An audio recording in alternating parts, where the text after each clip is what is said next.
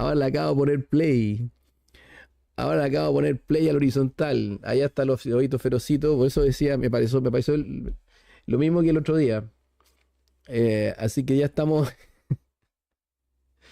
en el formato horizontal también para los que prefieren el horizontal. Disculpen, pero se me pasó esta tanta cosa de tantos botones y tantos cambios, porque más encima estoy grabando para Spotify, entonces ya, tanta cosa, tanto botón. Bueno, como les decía, este es un formato de estudio y por lo tanto pausado y con tranquilidad. Para los que quieran entrar a profundizar en temas que son de defensa, en este caso historia militar, ahí apareció el horizontal y ya me estaba poniendo Berta. ¿Cómo está Lois Love? ¿Cómo le ha ido? Disculpen.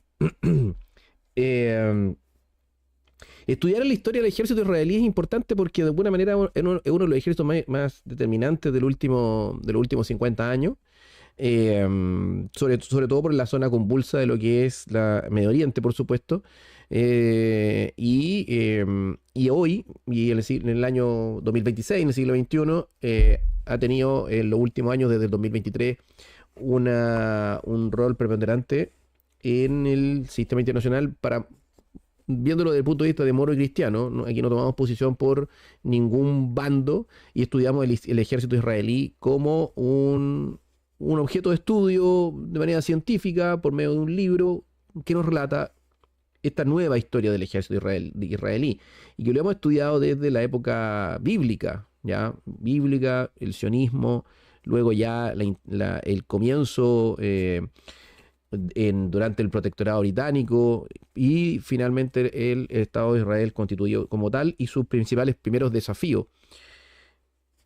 En esos principales desafíos al inicio de su camino como Estado, Israel y el ejército en específico comenzó una alianza con Francia y eso es lo que vamos a ver hoy día porque esto nos va a preparar para entrar a lo que es la campaña al Sinaí. 1956, una campaña importante que le traerá de alguna manera un agradecimiento por parte de los franceses que se va a traducir en una transferencia de información, transferencia de, um, de información científica que va a permitir a los israelíes desarrollar su plan nuclear de una manera no muy diplomática, bastante tras bambalinas, un intercambio científico entre Israel y Francia, que lo vamos a ir viendo ya posterior a la campaña del Sinaí, que lo vamos a ir viendo en los siguientes capítulos. Buenas noches, ¿cómo está Rafael Berrueso? ¿Cómo le ha ido Lois, Raúl, el Chem y ahora los que están en el formato horizontal? Bueno, la Alianza Francesa. Aplicando las orientaciones estratégicas definidas por David Ben Gurión, recordemos que David Ben Gurión era el primer ministro israelí, el gobierno israelí buscó desesperadamente un aliado de peso que le permitiese modernizar sus fuerzas armadas. Eso es lo que estábamos justamente diciendo recién. Obviamente ya no se podía contar con el apoyo de Checoslovaquia y la Unión Soviética, que habían roto las relaciones diplomáticas con Israel después de que el Estado judío se pusiese del lado de los estadounidenses durante la Guerra de Corea. Una guerra de Corea que, como sabemos, se extiende por varios años en esa tensión de la península, que termina en un acuerdo de tregua entre Corea del Norte y Corea del Sur, que hasta hoy se mantiene siempre en una tensión. Multiplicó las misiones Israel en las diferentes capitales occidentales con la esperanza de obtener una alianza duradera con alguna de ellas. Primeramente, los enviados israelíes intentaron seducir a Washington. El recibimiento fue caluroso pero prudente. Deseoso de tener un papel en el juego y de contar con los mecanismos necesarios para poder actuar sobre la política israelí, Estados Unidos aceptó entregar simbólicamente al Sahal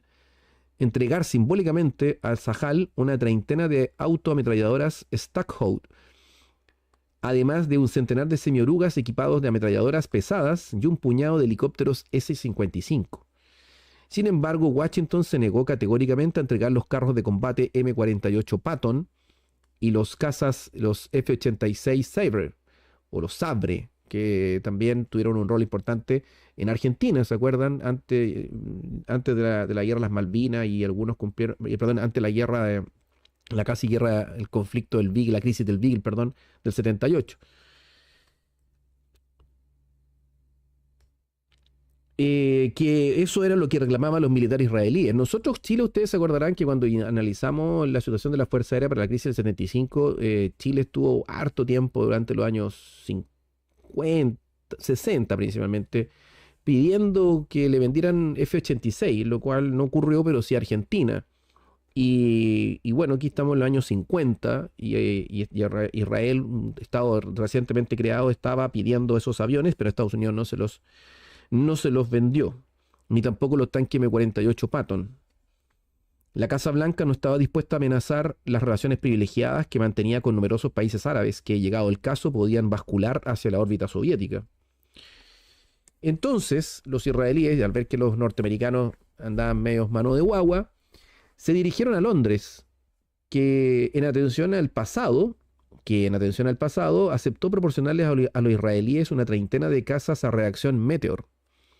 No obstante, había que tener en cuenta que para que el peso del Foreign Office, un baluarte pro-árabe de gran influencia en el seno del gabinete británico, eh,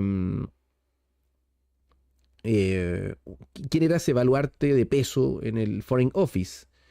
Selwyn Lloyd, el ministro de Defensa británico, titubeó para acabar negándose a ceder a Israel los carros Centurión solicitados, al igual que un lote suplementario de cazas Meteor, porque había ahí un baluarte pro-árabe de gran influencia en el seno del gabinete británico. El ministro explicó su postura al representante israelí en forma clara. El reino de Jordania, al que estamos vinculados por un tratado de defensa, tiene una frontera terrestre común con ustedes. Por este motivo no podrían tener nuestros carros. Sin embargo, Jordania no tiene una frontera marítima con ustedes. Si lo desean, estamos dispuestos a proporcionarles navíos. Una por otra. Los británicos manteniendo su relación con los jordanos, ofreciéndole buques debido a que no hay una frontera marítima, pero sí terrestre. Ante estos obstáculos, Israel envió a Shimon Peres, su mejor emisario, ¿a dónde? Al otro país occidental que quedaba, Francia, a París. Este viajó con una cierta confianza porque sabía que podía contar con el apoyo de numerosos políticos franceses y de algunos industriales de origen judío, como Marcel Dassault, que van a fabricar posteriormente los Mirage, ¿no? En la década de 1930, este brillante ingeniero aeronáutico, cuyo verdadero nombre era Marcel Bloch, creó una sociedad de construcción aeronáutica que llevaba su nombre, que produjo los famosos cazas Bloch 152, que combatieron contra la Luftwaffe a principios de la Segunda Guerra Mundial.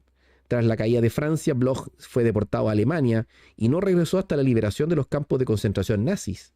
Entonces cambió su apellido por Dassault y se dedicó en cuerpo y alma al diseño de aviones de combate a reacción.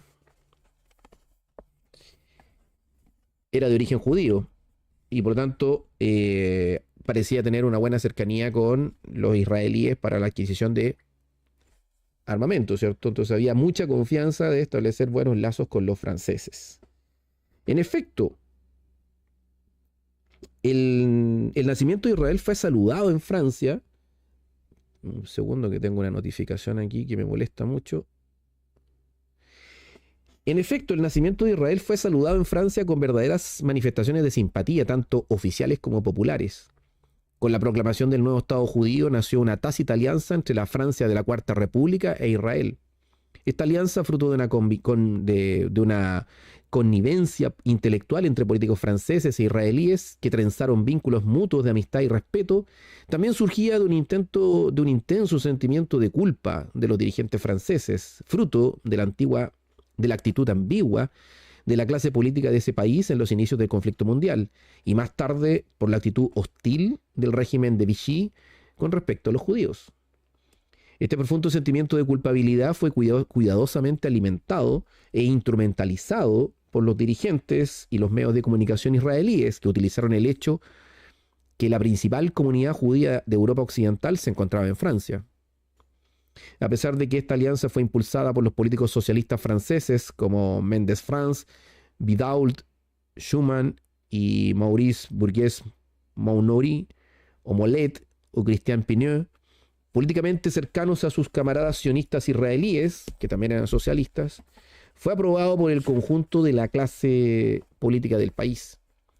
Los comunistas, a semejanza de los soviéticos, vieron en ello un medio excelente para difundir sus ideas en Oriente Medio, mientras que los gaullistas se demostraron favorables en compensación por los infortunios sufridos por el pueblo judío a lo largo de la historia. Más allá de este aspecto moral, esta alianza agradaba a la sensibilidad de los franceses, siempre dispuestos a defender a las víctimas de una injusticia o a los individuos considerados como los más débiles. Sin embargo, también intervenían cuestiones más políticas, porque se consideraba que Francia pertenecía a que Israel, pertenecía a la esfera de influencia anglosajona, y además, tal como lo explicaría el presidente Vincent Auriol en sus memorias, comillas, en lo relativo a la cuestión palestina, para nosotros el dato fundamental es que no podíamos admitir la derrota de Israel. Una victoria árabe se traduciría en un incremento de la agitación en el norte de África. Un Estado judío en el centro del mundo árabe era para nosotros una garantía de seguridad y equilibrio. Tras la declaración de independencia de mayo del 48, declaración de independencia de Israel, por supuesto, de mayo del 48, el gobierno francés aceptó entregar a los israelíes armamento ligero, cañones y carros de combate Hotchkiss H-39. Inmediatamente después le siguieron cazabombarderos Mosquito. En el 53, apenas unos días después de su nombramiento como jefe de Estado Mayor, Moshe Dayan fue recibido con gran pompa en París para ser condecorado con la Legión de Honor, en recompensa por su acción en Siria, acompañando a las fuerzas francesas libres durante la campaña británica de 1941. Recordemos que Siria siempre estaba bajo influencia, o era zona de influencia francesa, igual que el Líbano, ¿cierto?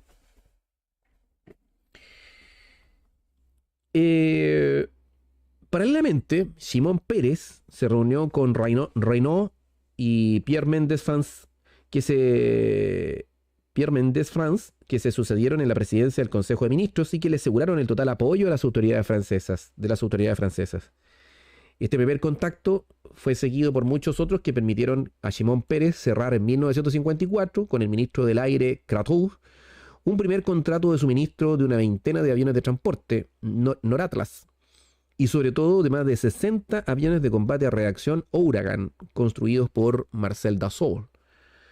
La entrega de estos Ouragan fue precedida de la creación de un nuevo escuadrón de caza, el número 113, en el seno de la Fuerza Aérea Israelí. Este primer contrato fue seguido meses más tarde por un segundo, negociado directamente por el general Pierre Koning, héroe de la batalla de Bir Hakeim, y en ese momento ministro de Defensa. En el segundo acuerdo se preveía la entrega de 100 carros ligeros AMX-13, de 150 semiorugas y 60 buses autopropulsados M50 de 105 milímetros y de varias decenas de piezas de artillería remolcada de 75 milímetros. Un tremendo aporte militar. Los MX-13 son los que van a comprar los peruanos después del año 68, una primera tirada del 68 y otra del 71. Los primeros de 75 milímetros y después de 105. El 68 Perú viene a adquirir esos MX-13, pero aquí estamos hablando del año 53, ¿no? Estamos hablando de bastante, unos 15 años antes. Israel ya estaba equipándose de una cantidad de material muy moderno para la época.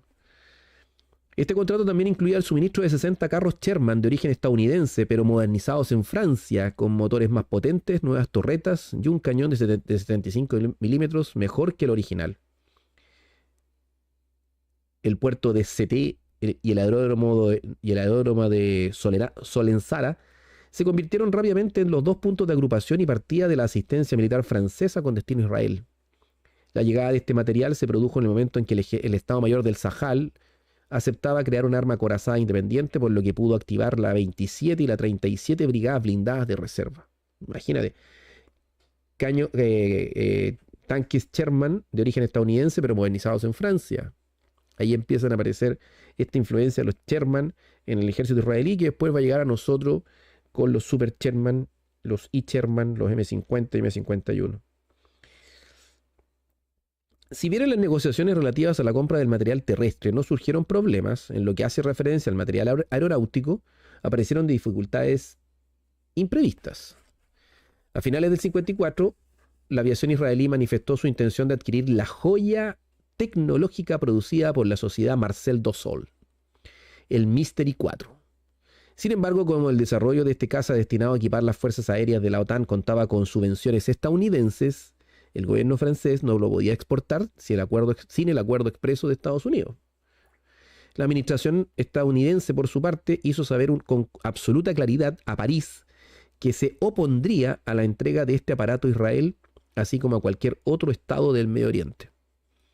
Las más altas instancias francesas intentaron interceder a favor de Israel, pero no hubo nada que hacer. Estados Unidos dijo no.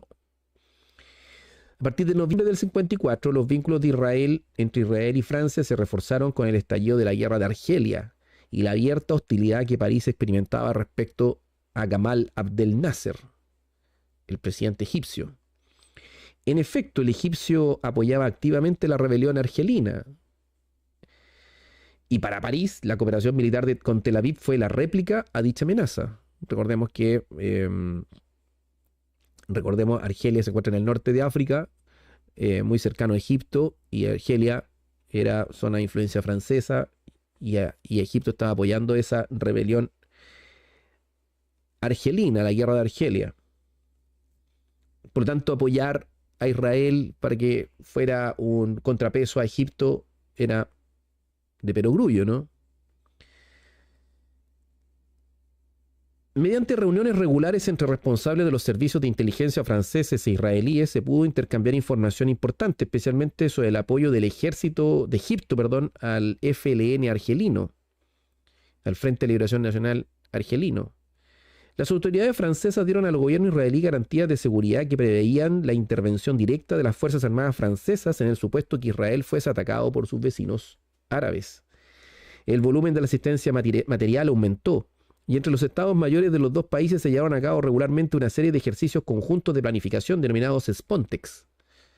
Un buen número de israelíes llevaron a cabo cursillos en las escuelas militares francesas, especialmente en la escuela de guerra, mientras los paracaidistas del Sahel se beneficiaron con la experiencia de los paracaidistas franceses que habían destacado en la guerra de Indochina, lo que después será Vietnam, ¿cierto? A principios del 56, cuando Guy Mollet se convirtió en el presidente del Consejo de Ministros y Maurice Bourges-Monoury de ministro de Defensa, esta asistencia se vio ampliada. Estos hombres profesaban por Shimon Peres una sincera amistad e hicieron todo lo que estuvo en su mano para conseguir ampliar y mejorar la ayuda militar francesa. Gracias a la eficaz acción de Louis Mangin y a Abel Thomas, dos diplomáticos de alto nivel, y también a la de Pierre Gilbert, embajador de Francia en Israel, numerosos asuntos fueron llegando a buen fin, pero también se preparó para entregar a Israel los tan esperados cazas Mystery 4. La primera partida de 24 Mystery 4 llegó a Israel en abril del 56, seguida 6 meses más tarde por otra formada por 36 aparatos del mismo modelo. Estos aviones reemplazaron a los Mustang del 101 Escuadrón de Caza. Y eso, la forma en que fueron transferidos los Mystery 4 fue por medio utilizando un subterfugio para engañar a la burocracia de la OTAN, mientras se autorizaba la venta de un nuevo lote de carros de combate AMX-13, carro de combate liviano, y de M51 Super Sherman. Es el que nosotros hablamos que después nos vendieron a nosotros. Un nuevo lote de carros AMX-30 y otro lote de tanques M51 Super Sherman, que después llegarán en los años 81, más o menos, a Chilito. Francia, Israel, Chile. Sin embargo, para hacer frente a estos nuevos gastos, el gobierno israelí se vio obligado a doblar su presupuesto de defensa, amenazando de este modo el crecimiento económico del país. Más de un 20% del Producto Interno Bruto israelí estaba consagrado al gasto militar. Más del 20% del PIB. 20% del PIB se iba a gasto militar. O sea, podemos decir claramente que este Estado israelí al inicio era un Estado eminentemente militar. Y eso también la importancia del rol del ejército, bueno, las Fuerzas Armadas en general, en la sociedad israelí. El 20% del PIB.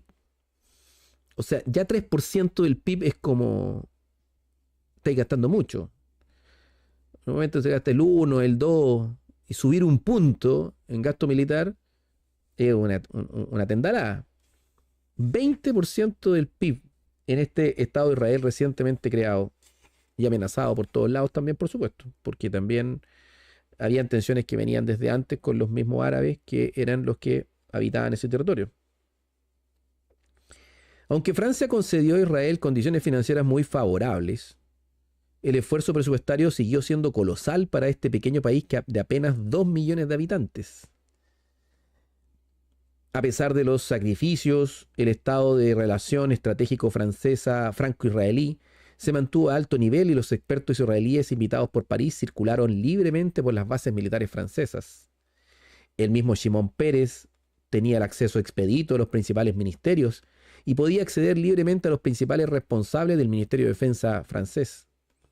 Describió este privilegiado periodo de la siguiente forma, Shimon Peres, comillas: la alianza con Francia se puede considerar una relación de amistad sin precedentes en los anales de las relaciones internacionales. Desprovista de carácter oficial, no fue objeto de ningún tratado formal y se desarrolló con un espíritu de confianza y de comprensión mutuos muy difícil de encontrar en las relaciones entre gobiernos. Así era la relación entre franceses e israelíes. No debemos olvidar y por lo tanto tener en cuenta esta relación cercana de franceses e israelíes que le dio el impulso al Estado de Israel de alguna manera, que después esto se va a frenar ya con el gobierno de Gaulle, para la época de la guerra de los seis días, cuando se produce el embargo francés a los israelíes, pero estamos hablando de que sobre todo las buenas relaciones entre camaradas socialistas. No debemos olvidar que el empuje inicial del Estado de Israel está compuesto por una visión socialista de la sociedad. Los kibbutz, la vida comunitaria, Ben Gurión, etc. Y por lo tanto una gran cercanía con los socialistas franceses, ideológica. Pero también por este tema geopolítico de la situación de Argelia, que nos permite de alguna manera comprender que si uno tiene a Israel acá, Argelia allá y al medio Egipto, y Argelia una zona de influencia francesa, y que los franceses estaban teniendo ahí el problema de los expulsos independentistas en Argelia, y Egipto apoyando a Argelia, bueno, yo soy el enemigo de mi amigo también es mi enemigo. Entonces, si yo soy, lo dije bien, ¿o no? El enemigo de mi amigo es también mi enemigo. Eh, entonces, el enemigo de Israel también es enemigo mío porque ese está afectando directamente a mi interés en Argelia. Entonces tengo que buscar apoyar a quien pueda complicar a Egipto, y en este caso era Israel. Entonces, a su vez, paralelamente a todo esto, había comenzado un rearme árabe. Estamos hablando ya en el año 55, a puertas de la campaña al Sinaí del 56, que podemos decir la primera campaña propiamente, la primera campaña, la primera guerra de Israel después de la guerra de independencia del año 48, que ya la vimos y la trabajamos. Aquí estamos hablando ya propiamente de la campaña por el desierto del Sinaí, que lo vamos a ver en detalle a partir del próximo capítulo. Pero antes de eso hubo también un rearme. El enemigo de mi enemigo es mi amigo. ¿Eso dije o no dije otra cosa? Es como trabalengua, entonces quizá me equivoqué. Gracias, Raúl, por el enemigo de mi enemigo es mi amigo. Ya, no sé qué dije. Entonces, se ve como...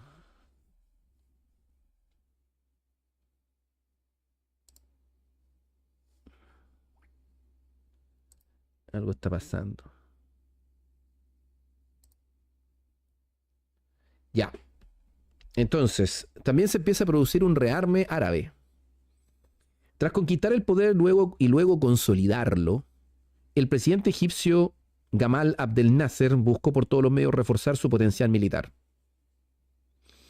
Presentándose como el portavoz de los países no alineados, deseaba disponer de un importante ejército que pudiera consolidar su credibilidad. Sin embargo, el Reich egipcio se tuvo que enfrentar a la prudencia de los estadounidenses y a la desconfianza de los británicos, que veían en su discurso nacionalista una amenaza real para su influencia en Oriente Medio. Hubo nacionalistas chilenos que se fueron a hablar allá con Gamal Abdel Nasser, en esa idea de países no alineados dentro de la Guerra Fría. Eh, y por su discurso nacionalista de expropiación de los capitales extranjeros en Egipto, eh, hubo ahí algunas conversaciones de personajes prohombres del nacionalismo chileno por allá en Medio Oriente, en Egipto. En cuanto a los franceses, su alianza con los israelíes y su política colonialista en Argelia los descalificaban de entrada a los ojos del nuevo poder egipcio. Quedaban los soviéticos donde poder ir a comprar armas, pero estos movían sus peones por la región de forma muy prudente. Por cuestiones ideológicas, el Kremlin intentaba llevarse bien con Israel, donde el socialismo y el comunismo presentaban muchas similitudes con el marxismo. Además, los rusos que dominaban la Federación Soviética tenían una opinión sobre los árabes bastante mala, y muchos intelectuales soviéticos eran de origen judío. En el 55, tras fracasar en su tentativa de acercamiento a Israel, Moscú acabó poniéndose del lado de Gamal Abdel Nasser, el presidente egipcio.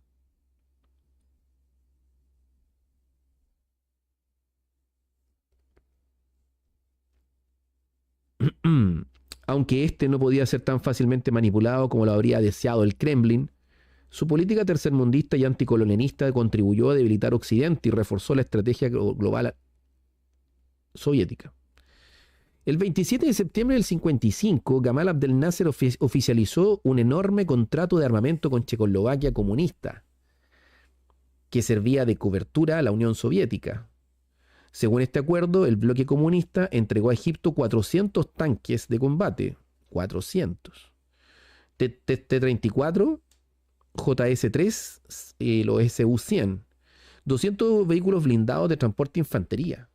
500 piezas de artillería y varios miles de armamento anticarro y antiaéreas que permitían mejorar considerablemente el equipo de infantería egipcio. En el ámbito naval, la Marina egipcia recibió la promesa de entrega de 2 destructores, 6 submarinos, 4 dragaminas y 15 lanchas torpederas. No obstante, fue en el dominio aéreo donde la ayuda comunista fue más espectacular. La aviación egipcia recibió 50 bombarderos IL-28, 120 interceptores MiG-15 y 15 ultramodernos cazabombarderos MiG-17. Todos estos aviones a reacción permitieron al ejército del aire egipcio, una vez su personal recibió formación en la Unión Soviética, ambicionar convertirse en una fuerza aérea más poderosa de Oriente Medio. Además, los egipcios conservaban todo su material de origen británico.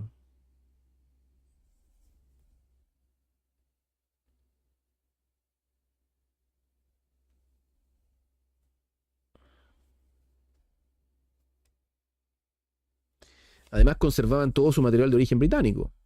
Perú. Perú y su nacionalismo estilo Juan Velasco Alvarado, el año 68 en adelante, comenzó rápidamente un desarrollo material de compra de material de la Unión Soviética, que incluso se continúa después con Morales Bermúdez y que podríamos decir que es similar a lo que estaba haciendo Egipto, con Gamal Abdel Nasser, con ese nacionalismo árabe, y que también llevó a Chile a acercarse a Israel en los años 70, con esa más o menos similar relación Egipto-Israel, Perú-Chile, una cosa así, ¿ya?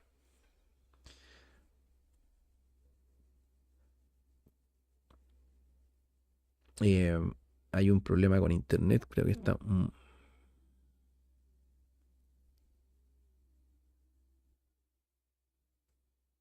muy baja la calidad de internet, señor Starling, señor Starling, señor Elon Musk, por favor, apriete los cables porque está muy mala la conexión de internet.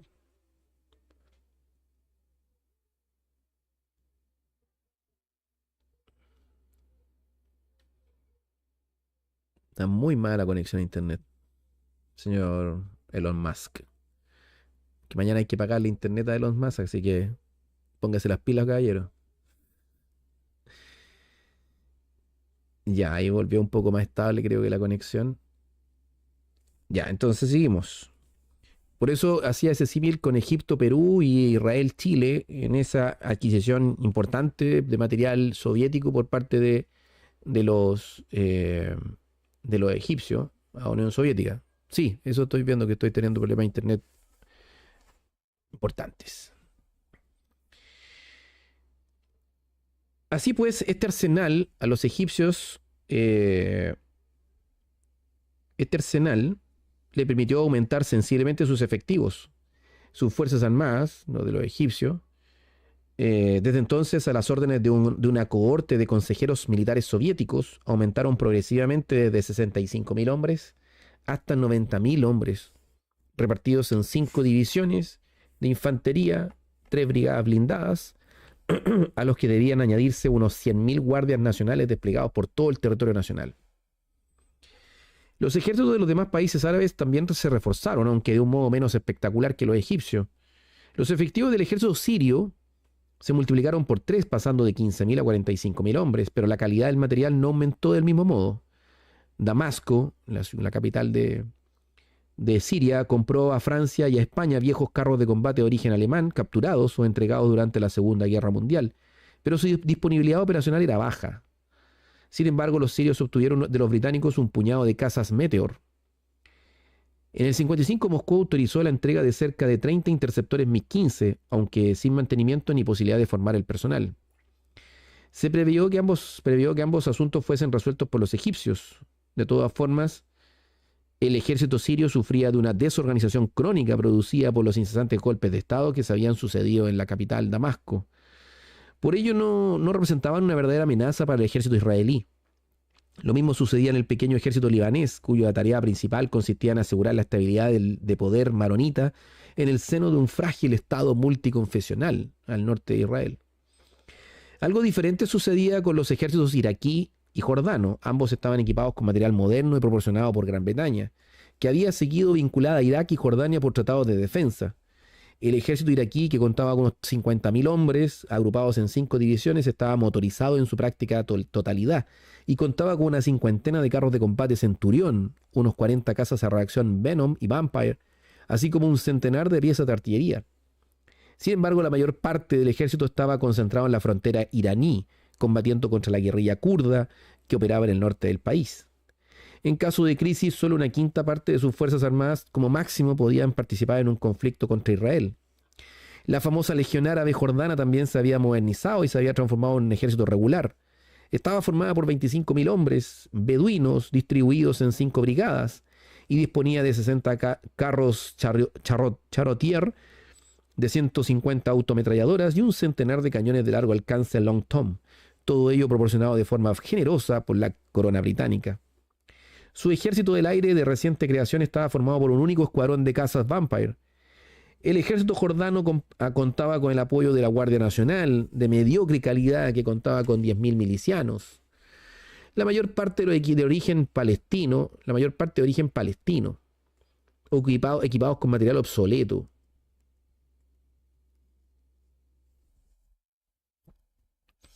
El joven rey Hussein, que había accedido al trono en el 52, desconfiaba de los palestinos y no quería equiparlos con un moderno armamento que podría ser utilizado en su contra.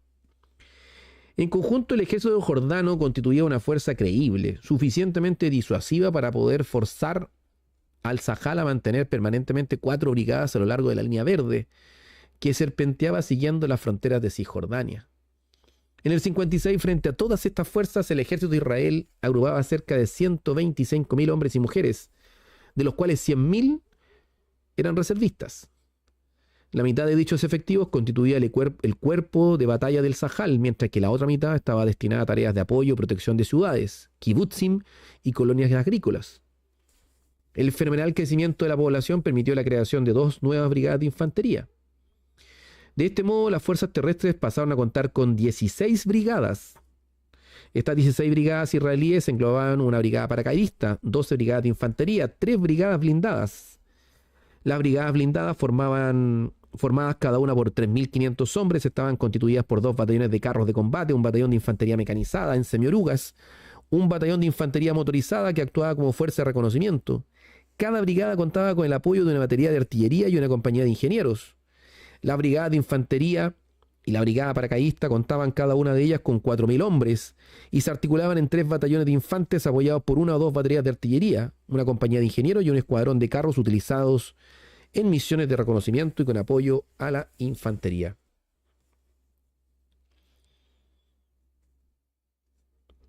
De este modo, las fuerzas terrestres pasaban a contar con 16 brigadas y disponían de 400 carros de combate Sherman, Super Sherman y AMX-13. Sherman, Super Sherman y AMX-13. Además, disponían de 500 blindados semiorugas y 150 piezas de artillería. Tremendo poder material para tan pequeño país, pero estratégicamente ubicado y con influencia cultural importante y política. El armamento individual de las fuerzas de defensa, de las fuerzas de infantería, era pasablemente heterogéneo, comprendiendo fusiles de asalto belgas FN, así como británicos y checos y subfusiles Sten y Uzi, estos últimos de fabricación israelí, la Uzi. No hay audio.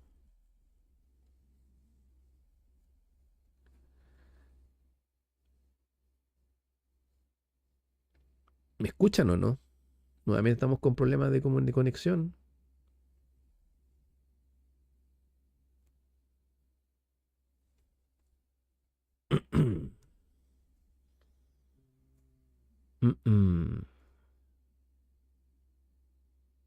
¿Hay audio o no hay audio? Me confirman, por favor.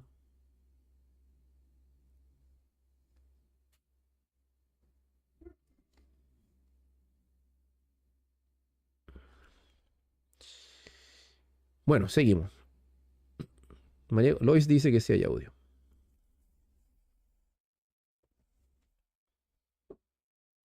Las fuerzas aéreas disponían de poco más de 200 aviones de combate. 200 aviones de combate.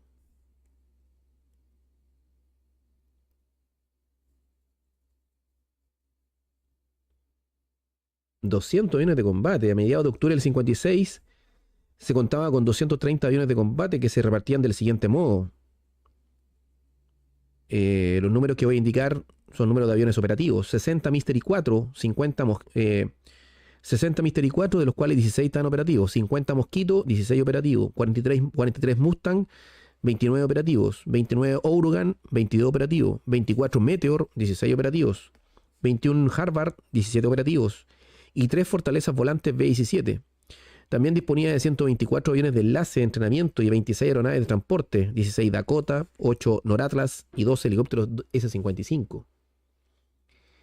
Tremendo apoyo, tremenda cantidad de material. Man.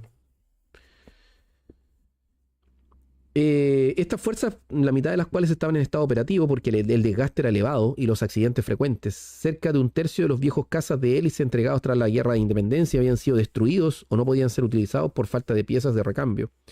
En cuanto a los aviones de reacción, el número de pilotos aptos para ponerse a los mandos era aún insuficiente para conseguir hacer que volasen todos los aparatos al mismo tiempo. No obstante, estos aviones estaban distribuidos en 13 escuadrones de importancia variable. La Marina de Israel, dirigida por el general Samuel Tankous, siguió siendo el pariente pobre de las Fuerzas Armadas. Solo contaba con 4 navíos de combate, 2 corbetas y 2 destructores, a los que se vinieron a sumar algunas lanchas torpederas. En resumidas cuentas, el ejército de Israel constituía una fuerza creíble que podía plantar cara sin excesivas dificultades al ejército egipcio, o a una coalición que englobase a los ejércitos de Siria, Irak y Jordania. Toda estrategia política de los dirigentes israelíes debería consistir en evitar la formación de un frente unido contra el Estado hebreo. Teniendo en cuenta esta cuestión, los diplomáticos israelíes desarrollaron excelentes relaciones con Irán y Turquía, obviamente, que están detrás de estos frentes, y con países africanos como Etiopía, Uganda y Sudán.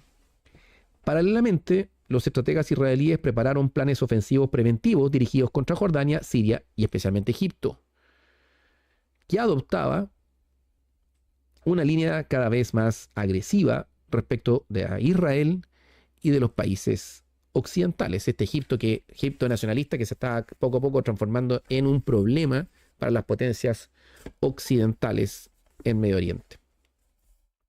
Ya con eso terminamos esta pequeña visión macro de la relación de Israel con Francia, que vemos que fue muy cercana, y el rearme Egipto, precisamente el rearme árabe, especialmente Egipto, no obstante la importancia de Irak, pero que tiene siempre su problema con los kurdos en el norte y atención a los iraníes, y el tema de Jordania, que hacía amarrar fuerzas en el frente transjordano de Israel, y el frente norte un poco más débil, los sirios y los libaneses, que han sido de alguna manera un tema secundario, y ahí el tema estratégico es los altos del Golán.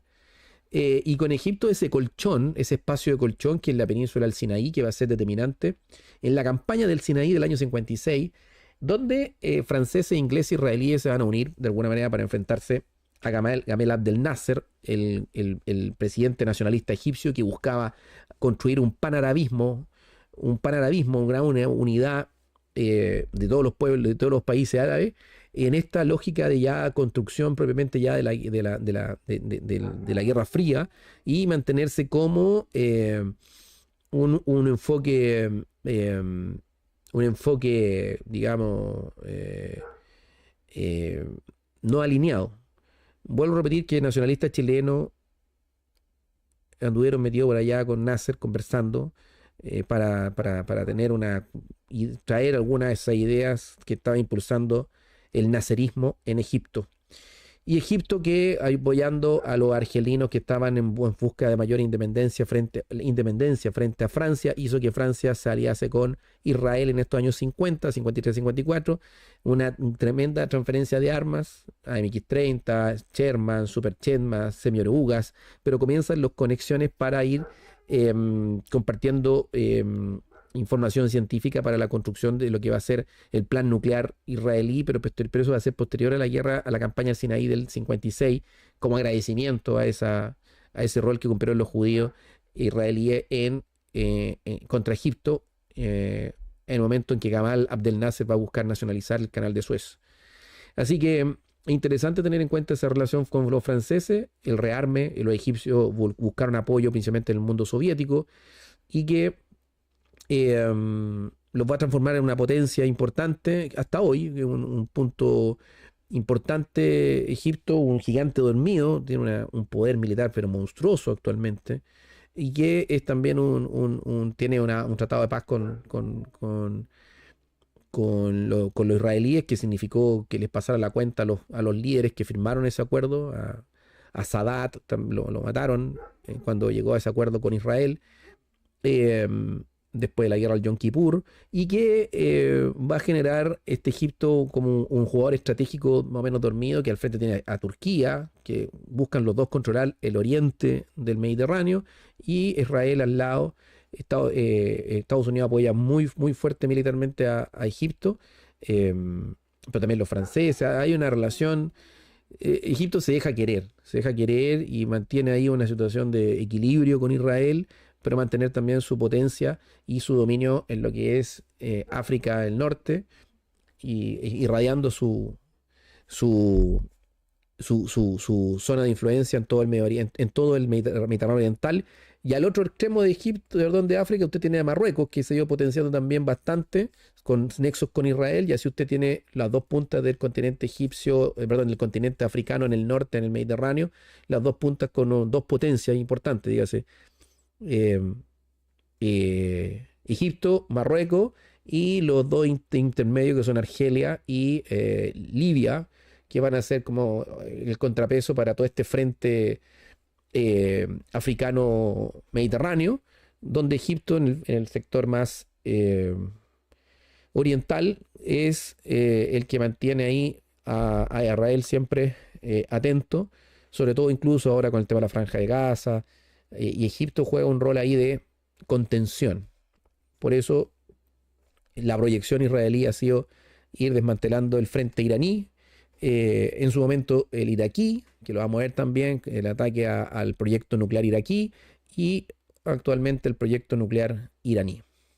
Y Turquía al frente, de alguna manera, frente a Egipto, se miran ahí a los ojos y Grecia también ahí jugando un rol de colchón para evitar que Turquía se pase de rosca, pero Turquía siempre mirando a proyectarse hacia la zona del Golfo Pérsico, hacia el sur, por el Mediterráneo oriental hacia el Mar Rojo y por medio de Siria en dirección a Egipto, Irak y la salida hacia el Golfo Pérsico. Bueno, todo eso lo vamos a ver en mapas propiamente tal en los próximos capítulos cuando ya veamos la campaña al Sinaí, que la vamos a ir viendo con mapas, esa campaña, luego de tener ya este contexto de las relaciones francesas con Israel. ¿Estamos? Gracias por aquí estar acompañando este programa. Nos estamos viendo en un próximo capítulo. Mañana deberíamos tener ya el último capítulo del rol del ejército de Chile en la crisis del Beagle. Y el lunes ya volvemos a los programas normales de este canal. Lunes, martes, miércoles, jueves y viernes, ya que habíamos estado haciendo un poco dispersos los programas. Vamos a tratar de mantener una continuidad de todos los días a las 9:15 en este canal, para mantener una mayor fluidez de los ciclos. Que estén muy bien, gracias por estar presente, muy buenas noches. A las 10:30 nos vemos en mi canal personal estudiando Heidegger y Nietzsche. Buenas noches. Chao, chao.